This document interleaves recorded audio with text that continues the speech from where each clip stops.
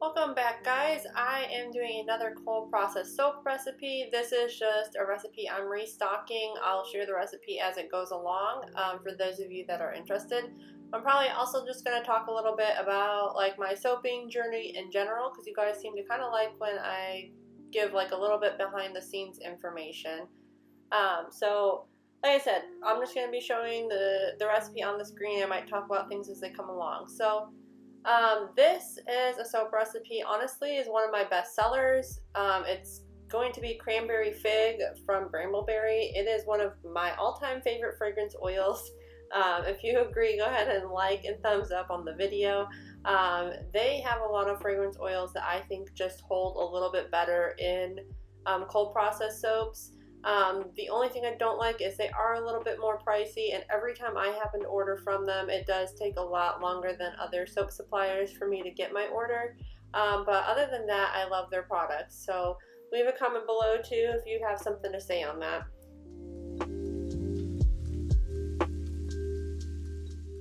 I do want to comment a little bit on this fragrance oil. It is sort of a gender neutral fragrance oil. However, the design this time, I'm updating it a little bit. It's probably going to feel a little bit more girly. This is just also like a really clean, fresh fragrance. It's a little bit fruity. Honestly, I think it appeals to the masses of people. I'm using Rapture. Usually when I do this soap, I just use Rapture. I'm also using Cheshire Cat. I do have links down below if you're interested in either of those. I do, however, think Rapture is discontinued.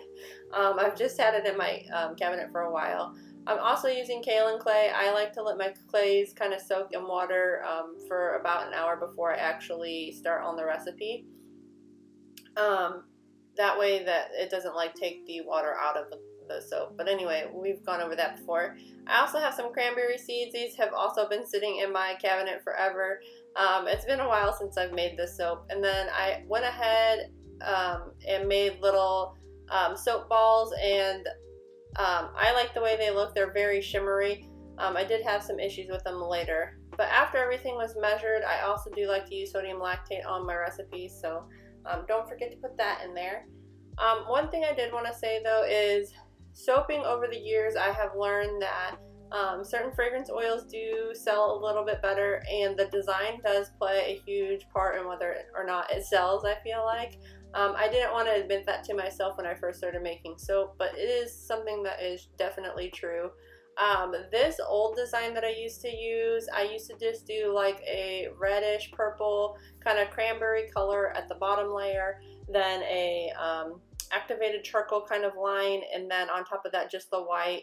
And it was very gender neutral, so I'm kind of a little bit nervous on this. I'm making, like I said, a little bit girly, but I just like, you know, doing something fun, something different every once in a while and changing it up. There has been a couple times when I would actually use the same exact fragrance oil on soaps, and then sometimes I would name them two different things and then do two different designs just to kind of see what like people preferred. And that's kind of how I learned a little bit about this. And like I said, if you make your designs a little bit more gender neutral, like it appeals to the masses, people might buy them for their friends or whatever. So you do need to keep that in mind when you make soaps. Just a little bit of tip for you guys.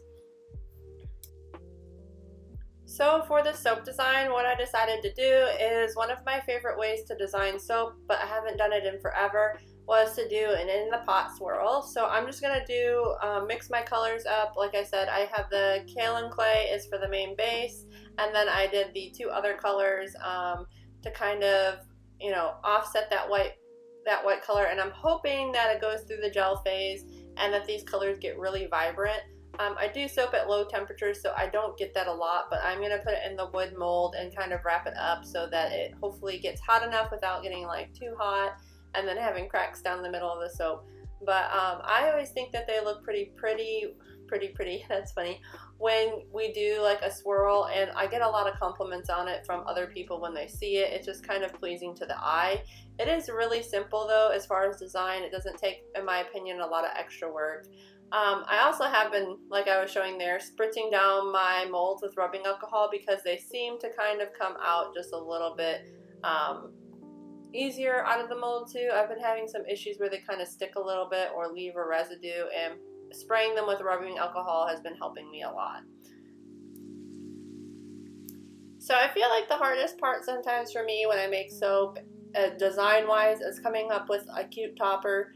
Sometimes I just leave them plain, and actually, personally, that's my favorite, but it seems like my customers tend to like something a little bit more flashy, showy, just with a little bit extra. It makes soap feel a little like you put a handmade touch on it, a little less boring. So I went ahead and made these little balls. They're kind of not really like a cranberry fig color, but I felt like they went in with the purple, and I was trying to offset them a little bit so that when I cut them, you would get at least one full ball and then a partial ball.